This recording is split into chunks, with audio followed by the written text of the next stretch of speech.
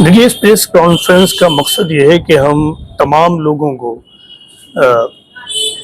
तमाम देशवासी को और स्पेशली पटना और फुलवारी के लोगों को इस बात की खबर दें कि 11 मई 2025 को संडे का इतवार का दिन इसी जगह पे इसी मस्जिद में धर्म और हिंसा के उन्वान से टाइटल से हम एक कॉन्फ्रेंस पीस कॉन्फ्रेंस करने जा रहे हैं, जिसका उद्देश्य है मुल्क में धार्मिक सद्भावना, शांति, पीस कल्चर को प्रमोट करना, आगे बढ़ाना, लोगों को ये बताना कि इस दुनिया में कामयाब और सक्सेसफुल जीवन का एक ही राज है, और वो ये कि हम पीसफुल कोएग्जिस्टेंस को जाने, यानी एक साथ मिलजुल कर रहना ही एकमात्र रास्ता है। दूसरा कोई रास्ता यहाँ मौजूद नहीं। या तो हम मिलजुल कर रहना सीख लें या फिर बर्बाद होने को तैयार हो जाए। तो यही इस प्रेस कॉन्फ्रेंस का पर्पस है। कई लोग कह रहे हैं कि राजस्थान भी पाकिस्तान से बॉर्डर लगता है, पंजाब भी पाकिस्तान से बॉर्डर लगता है, गुजरात भी पाकिस्तान से बॉर्डर लगता है, लेकिन कश्मीर में ही ये आतंकवाद हमेशा आते हैं। कोई न कोई संरक्षण देने वाला तो है वहाँ पे। देखिए, पहलगाम में जो इंसिडेंट हुआ वो नो डाउट बहुत ही दुखदायक और दर्द से भरा घटना है।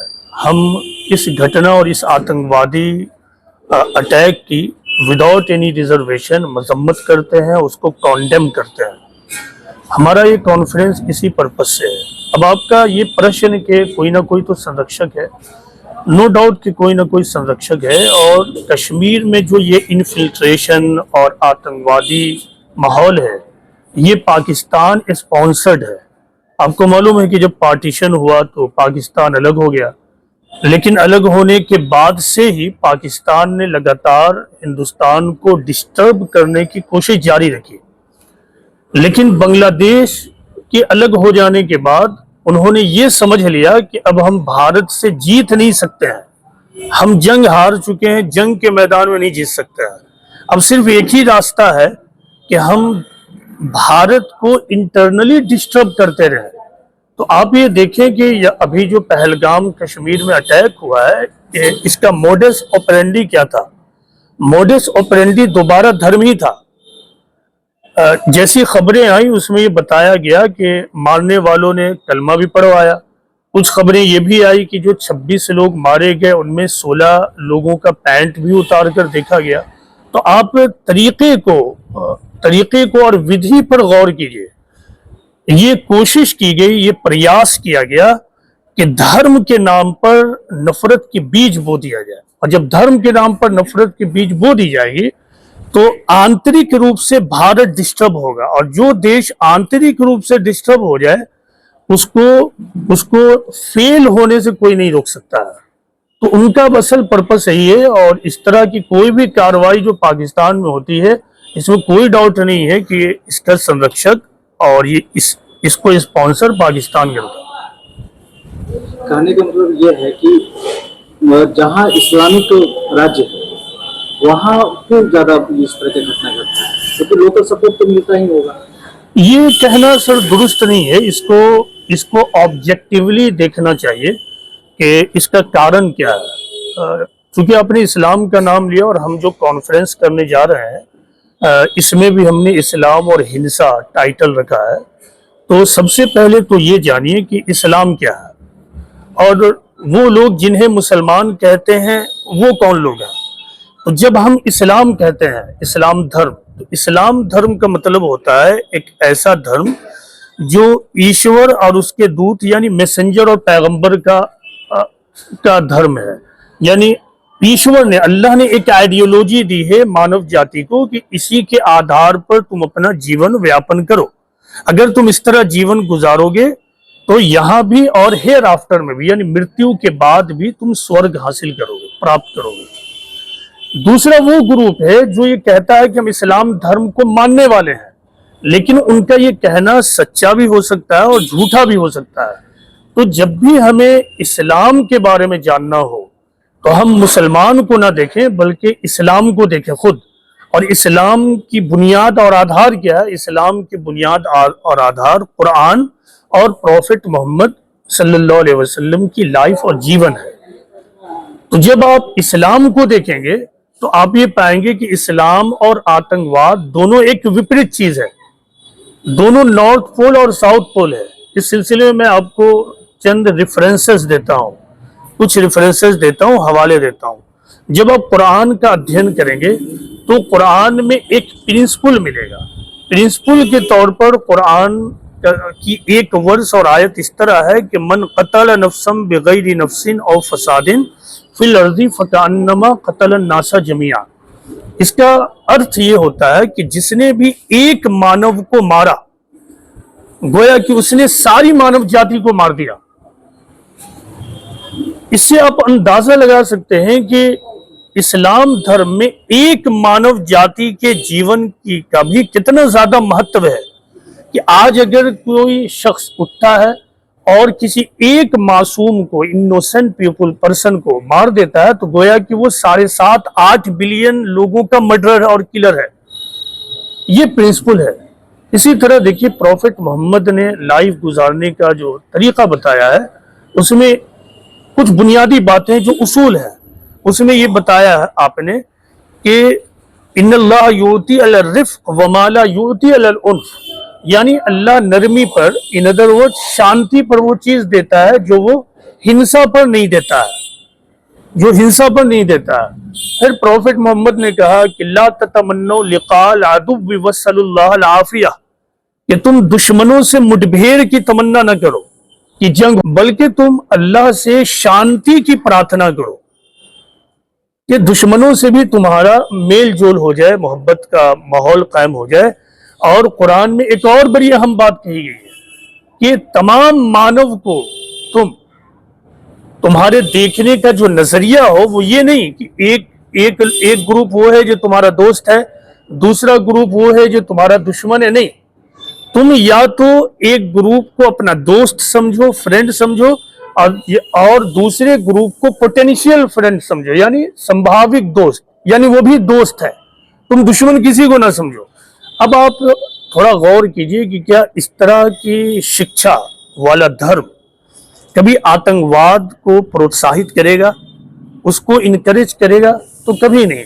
प्रॉफिट मोहम्मद उस जमाने में आए थे जिस जमाने में रिवेंज, वायलेंस, हिंसा एक उसूल था, प्रिंसिपल था, यानी मार काट करना ही एक तरीका था। लोग समझते थे मार काट ही के जरिया हम सक्सेस हासिल कर सकते हैं। उस जमाने में प्रॉफिट मोहम्मद ने ये बातें कही है। यानी आज मैं अगर शांति की बात कर रहा हूं, हमारे देश में एक बहुत बड़ी पर्सनालिटी महात्मा गांधी गुजरे जिन्होंने पूरे जीवन भर शांति को आगे बढ़ाया, शांति का तरीका इख्तियार किया। Nelson Mandela, Martin Luther king, ये सब आज के लोग हैं, 19वीं-20वीं सदी के लोग, ये आज के लोग हैं। जबकि आज ये मान लिया गया है कि पीस इज अ समम बोनम, यानी शांति ही सबसे बड़ी चीज है। प्रॉफिट मोहम्मद उस काल में आए, उस एज में आए जिस एज में शांति को कोई महत्व नहीं था, बल्कि रिवेंज को सारा महत्व था, मारकाट को सारा महत्व था। तो ये इस्लाम धर्म है। यानी कि पाकिस्तान जानता है कि हम हिंदुस्तान से लड़ करके नहीं जीत सकते, इसलिए आपस में हिंदू मुसलमान को लड़ाना चाहते हैं। ऑफ कोर्स वो जान चुके हैं कि हम भारत से लड़कर नहीं जीत सकते। अब इसको देखिए, बहुत लेमैन वाली एक बात कहता हूं मैं कि आप पाकिस्तान की आप पॉपुलेशन देखिए और भारत का पॉपुलेशन देखिए। भारत के लोग चल के भी वहां चले जाएं बगैर आर्म्स के तो पाकिस्तान को जीत कर चले आएंगे। तो कोई फूल होगा जो ये बैठ के सोचेगा कि हम भारत से जीत जाएं। तो हम भारतीय चलते फिरते हुए दौड़ कर अगर पाकिस्तान में घुस जाए तो हम पाकिस्तान को जीत लेंगे। तो पाकिस्तान फूल होगा जब जो ये समझे कि हम भारत से जंग जीत सकते हैं। आसान तरीका है। तो आसान तरीका ये उसने ढूंढा कि हम भारत में नफरत की बीज बोए, और ये नफरत की बीज दो बड़ी कम्युनिटी के बीच में बो दें, यानी हिंदू और मुस्लिम। जब इनके बीच में नफरत हम डाल देंगे तो फिर सारे लोग ही डिस्टर्ब रहेंगे। उनका असल उद्देश्य यही है।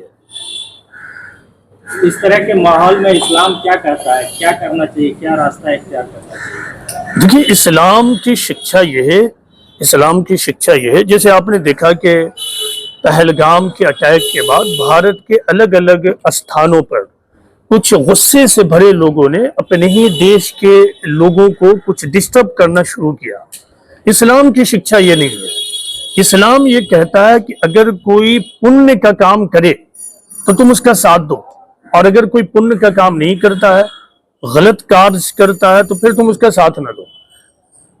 इस तरह इस्लाम की शिक्षा यह है कि अगर दूसरे लोग तुम्हारे साथ इनजस्टिस करें, नाइंसाफी करें, तुम्हारे साथ वो हिंसा का काम करें, तुम्हें प्रॉब्लम पहुंचाए, तुम्हें नुकसान पहुंचाए, तो इसको रिटेलिएट करने के लिए, इसके उत्तर के तौर पर तुम्हें भी वही काम नहीं करना है। तुम्हें उस वक्त भी शांति प्रिय होकर रहना है, शांति को फैलाना, भाईचारा को फैलाना है, दोस्ती को बढ़ावा देना है और इंसाफ के तरीके को ही अपनाना है, जबकि दूसरे लोग नाइंसाफी अख्तियार करें। ये इस्लाम का। सरकार को आप दोषी मानते हैं कि नहीं? सीमा रेखा खासतौर से प्रधानमंत्री के हिस्से में आता है, कहीं ना कहीं सरकार की चुप हुई है। देखिए, ये सोचने का तरीका दुरुस्त नहीं है।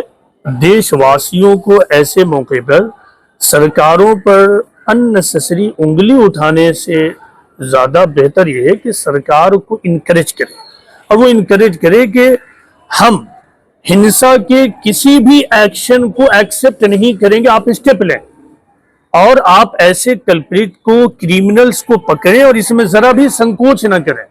तो हमारा तरीका ये होना चाहिए, न कि हम सरकार को इस मामले में उत्तरदायित्व ठहराकर, रिस्पॉन्सिबल ठहराकर और इंटरनल प्रॉब्लम क्रिएट करें। क्योंकि देखिए, दुश्मन यही चाहता है। दुश्मन एक तरफ ये चाहेगा कि आप आपस में मतभेद करें, दूसरी तरफ ये भी चाहेगा कि जो देशवासी हैं उनका विश्वास अपने सरकारों पर से भी उठे, तब तो आप कमजोर होंगे।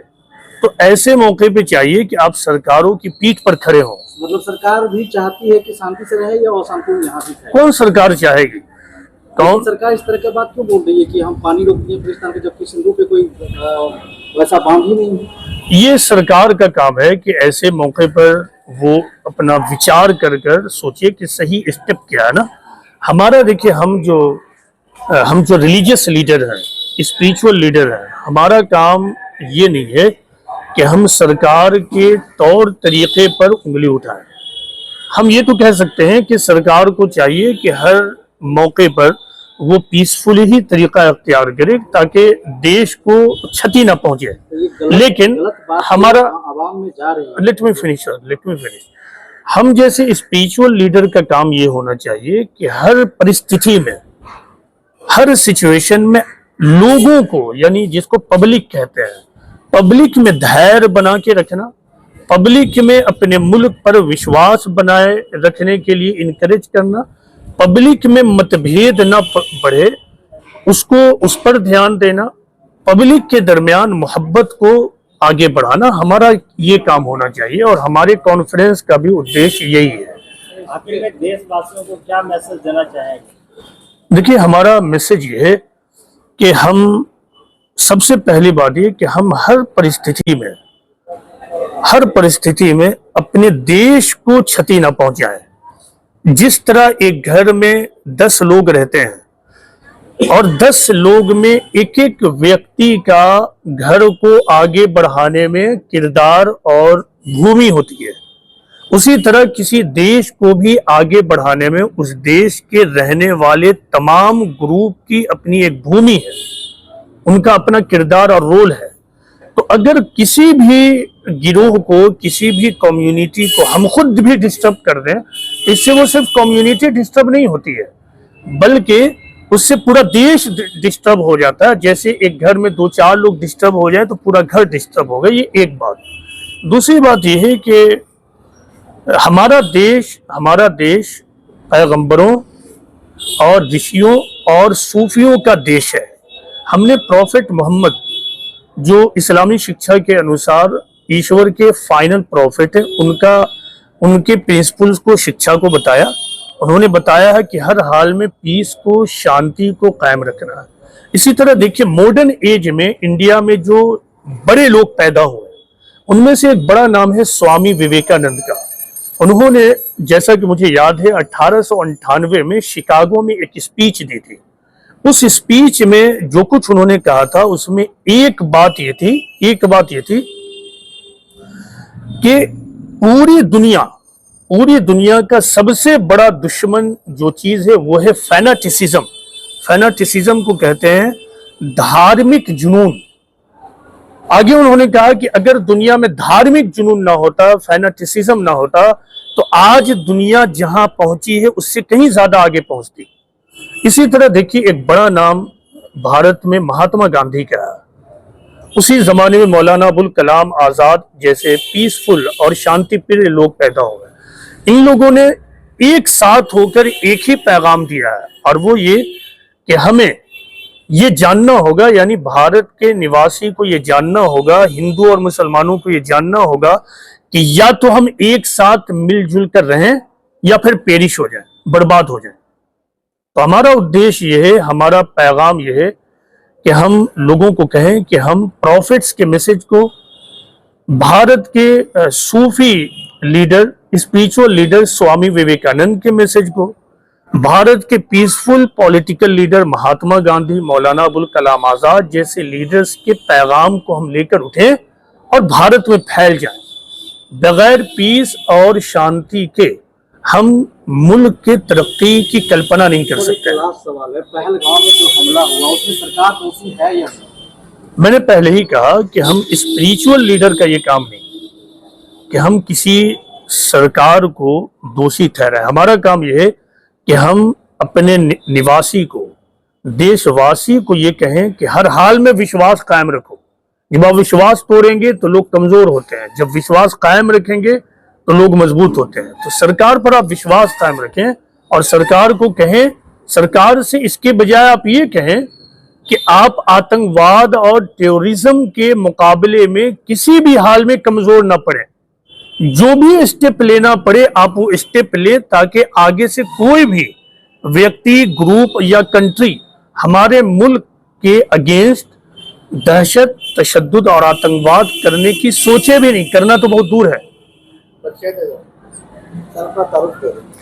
मेरा नाम मौलाना अबुल हकम मोहम्मद दानियाल और मैं centre for piece and objective studies India का नेशनल अध्यक्ष हूँ।